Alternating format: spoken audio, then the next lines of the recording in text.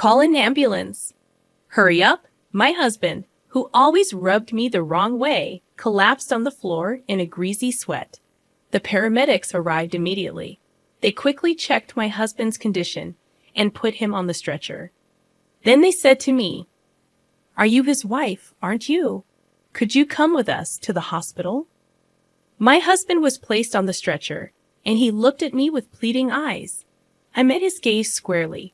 "No, I will not," I said firmly, with no hesitation. "What?" My husband's voice came out as if he had lost his mind. "This man is a stranger, so I am not coming. Please take care of the rest." "Wait, Lydia, what?" "Wait." I then confronted my husband with something I had been carrying in my pocket for the past few days. The moment he saw it, his face turned even paler.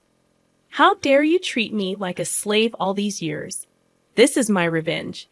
I will never forgive you. My name is Lydia. I'm a 36-year-old housewife, living in a rented apartment with my husband, Caleb. I was introduced to Caleb by a colleague at work when I was still employed full-time. Despite being more of an introvert, I occasionally attended parties, invited by my colleague who had many friends. One day, I reluctantly agreed to join a barbecue with his friends. There, I met Caleb. Surprisingly, we connected instantly despite my initial reservations. Caleb, the outdoorsy type, turned out to be sociable and humorous. We exchanged contact information, went out for dinner and shopping, and eventually started dating. After several years of dating, Caleb proposed, and we got married. Caleb had always been kind, taking me out of my indoor lifestyle. However, over the past few years, he started to do and say things that made me feel a little uncomfortable. I quit my job and became a housewife because Caleb himself wanted me to. However, he often made sarcastic remarks about it. For example, when I got sick and was late cooking dinner, he would say, "Lydia, why isn't my dinner ready yet?" "Hi, sorry, I was sick today. I had a rest earlier, and I couldn't get up. Can you go take a bath first?" He would reply, "Huh, what's that? You're a housewife. You should at least take care of the meal." Caleb never seemed to worry about my health, which made me very sad.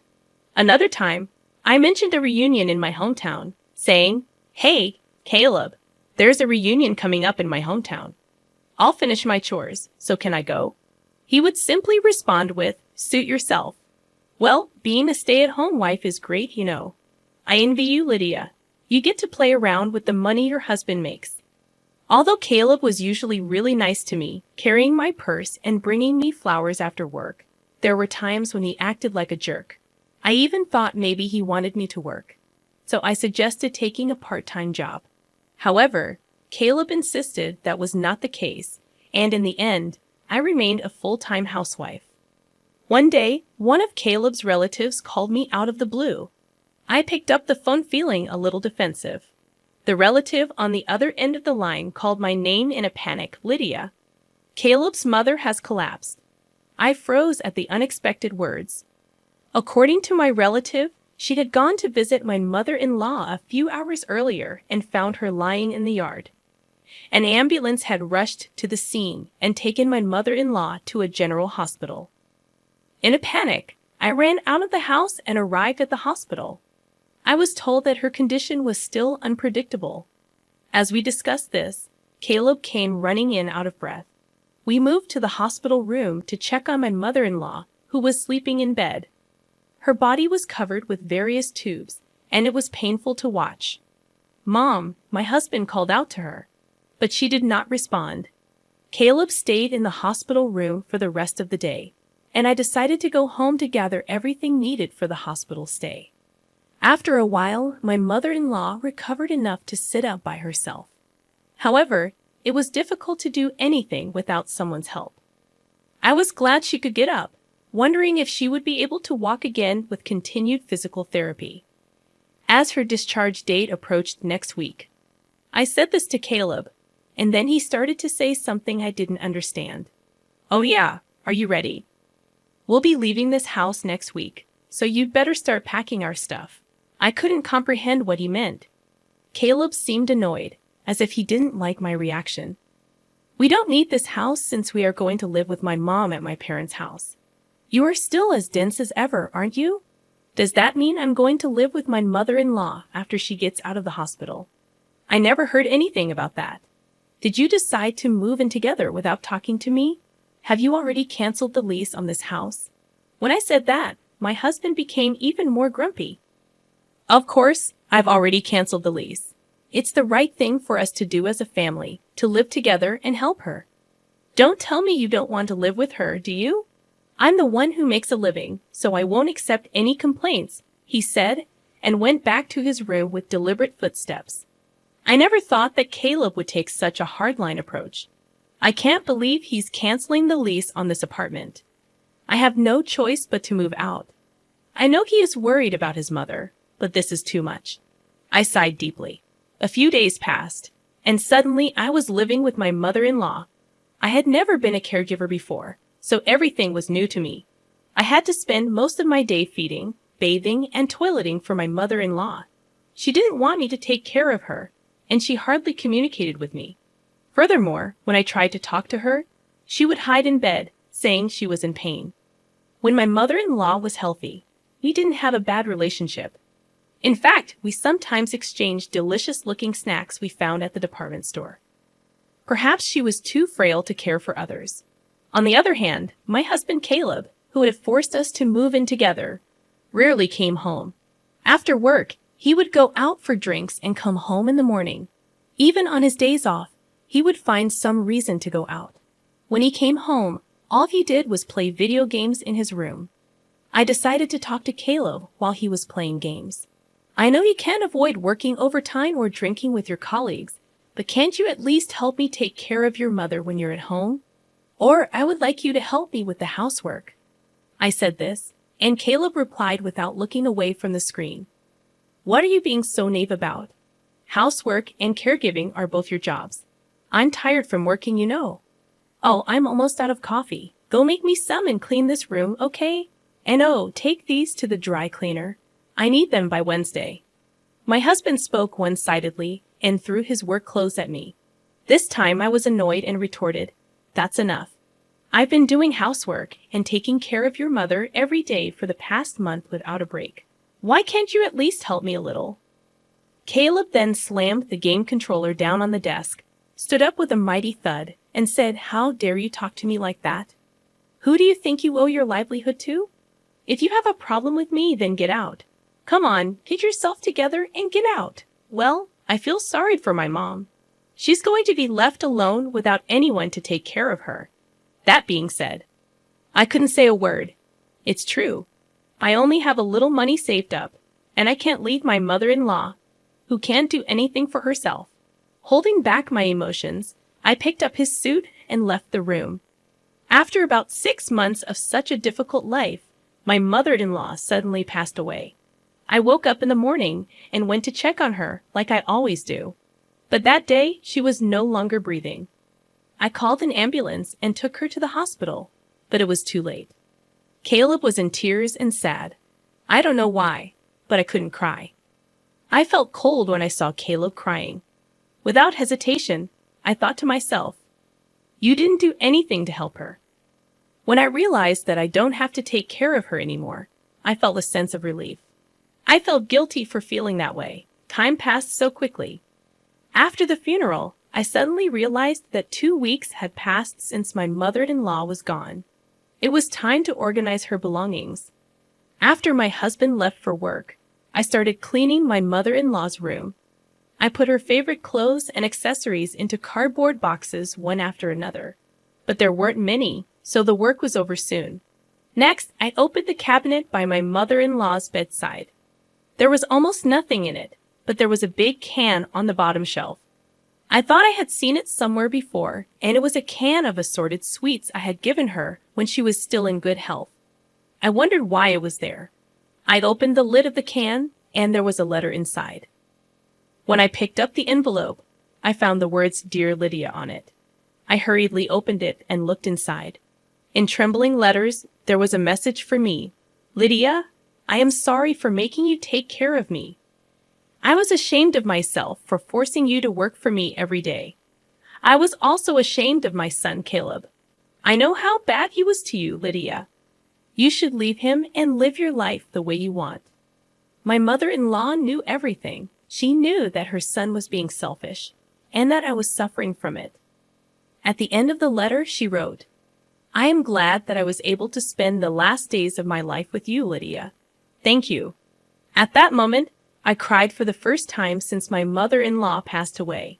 It was as if everything I had been holding back was flowing out of me.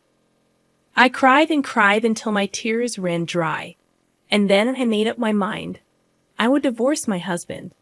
10 days have passed since I found the letter from my mother-in-law. My husband is still treating me like a slave. Lydia, I'm missing one of my socks. Where is it? Oh, and take my car to the car wash today. You've got nothing to do, right? He's going out with his colleagues for golfing today. I guess he's completely forgotten about it, but today is our wedding anniversary. Well, I don't even care about it anymore. What are you going to do while I'm golfing? You can't just sit around, you know. You have to prepare dinner, clean my room, clean the bathroom.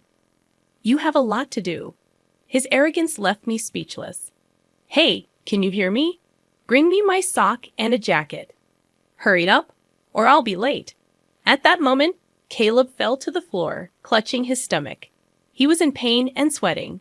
He told me to call an ambulance, as if he was trying to squeeze out the worst. I froze at the sadness of the situation, and my husband yelled at me, Hurry up, you're really useless. Can't you even call an ambulance? Hearing these words, I became strangely calm. Then I called 911, and within minutes, an ambulance arrived with paramedics. The paramedics quickly assessed Caleb's condition and placed him on a stretcher.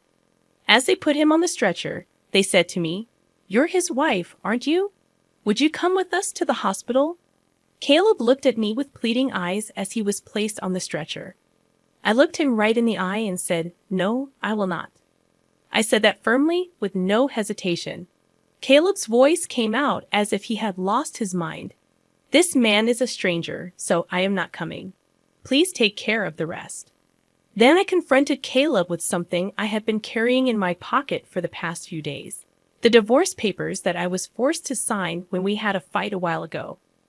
My husband had always told me that if I disobeyed him, he would serve me with the divorce papers. Caleb tried to snatch the divorce papers from me, but he couldn't seem to move due to the pain, so he had to lean back on the stretcher without any efforts. Excuse me, but please leave now, I said.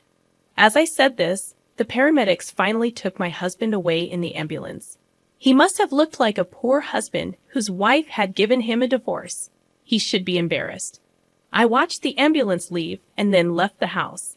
It took a long time, but the divorce papers were accepted, and the divorce was officially finalized. While Caleb was in the hospital for a week, I was busy packing my belongings and sending them to my parents' house. Then one day, I ran into Caleb when I was at the grocery store. Lydia, please don't do this to me.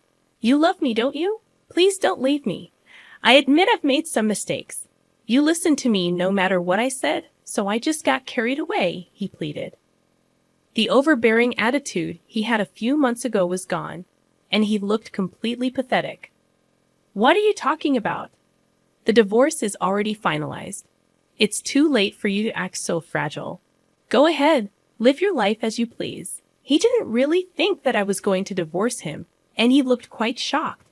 His hands were shaking, and his face was turning pale. Well, that's that then. Bye. It had been 6 months since Caleb and I had divorced. Caleb had once visited my parents' house, ringing the intercom and calling out my name so loudly that I had no choice but to see him. Sure enough, he wanted me to get back together with him. When I kept quiet, he began to reveal his current lifestyle to me. He can't cook because he forced me to do all the housework. He eats only TV dinners or eats out. And he has gained 10 pounds since the divorce.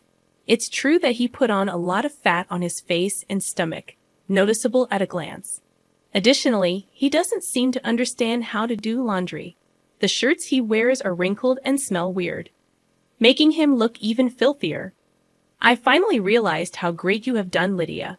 If I don't do something, the people at the company won't like me, Caleb said, sobbing cheap tears. In other words, he wants to treat me like a servant again. There's no way I'm going back to that. No, never. If you make any more noise, I'll call the police, I warned him, treating him like a stranger. Caleb started to be afraid of the word police and left the house crying. I'm sure he wouldn't get involved anymore. I hope so. My ex-husband seemed to be leading a very inconvenient life. On the other hand, I was leading a fairly comfortable life. For a while, I stayed at my parents' house, but now I have a small apartment and live alone. My standard of living is much lower than when I lived with my ex-husband, but I still like this life where I can have my own time. I thought it would be difficult to get another job at my age, but a friend of mine happened to have a connection with someone who retired, and I was able to get a job to take her place. I feel so happy to be able to spend time and money only on myself, without anyone telling me what to do. From now on, I want to take care of myself at my own pace.